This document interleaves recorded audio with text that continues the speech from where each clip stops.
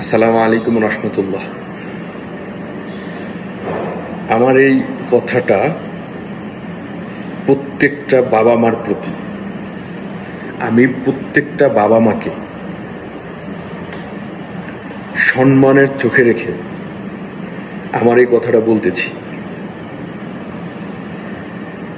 দেখুন, আপনার ফ্যামিলিতে যদি কোনো সন্তান থাকে বেকার, টাকা পয়সা নেই, ইনকাম করতে পারতেছে না, আপনি তার সাথে দুর্ব্যবহার করিয়েন না।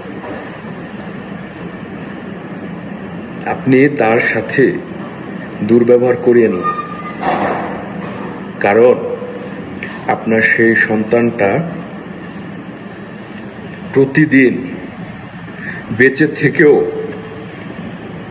ভিতরে ভিতরে মরে যাচ্ছে। কেন করেন আপনি? কেন করেন?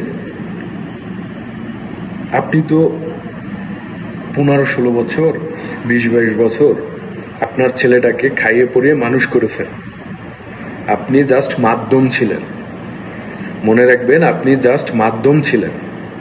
আপনাকে আল্লাহ সুবহানাহু ওয়া তাআলা রিজিকের ব্যবস্থা করে দিচ্ছে আপনার সন্তানের জন্য। ঠিক আছে? আপনার সেই সন্তানকে আপনি খাওয়াইয়া পড়াইয়া মানুষ করছেন। এখন কেন আপনার ছেলের সাথে দুর্ব্যবহার করতেছেন?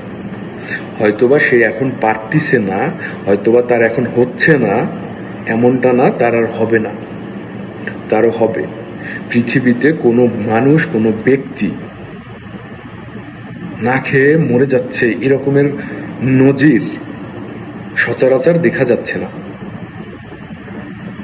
আপনার সন্তানের প্রতি আপনি সদয় হন। আপনার সন্তানের প্রতি আপনি দুর্ব্যবহার করা বাদ দিয়ে দেন। আপনার ওই সন্তানটা আপনারই, আপনি তাকে সর্বোচ্চ সাপোর্ট দিবেন। তাকে দিয়েও হবে, আজ না হয় কাল, ইনশাআল্লাহ তাকে দিয়েও হবে।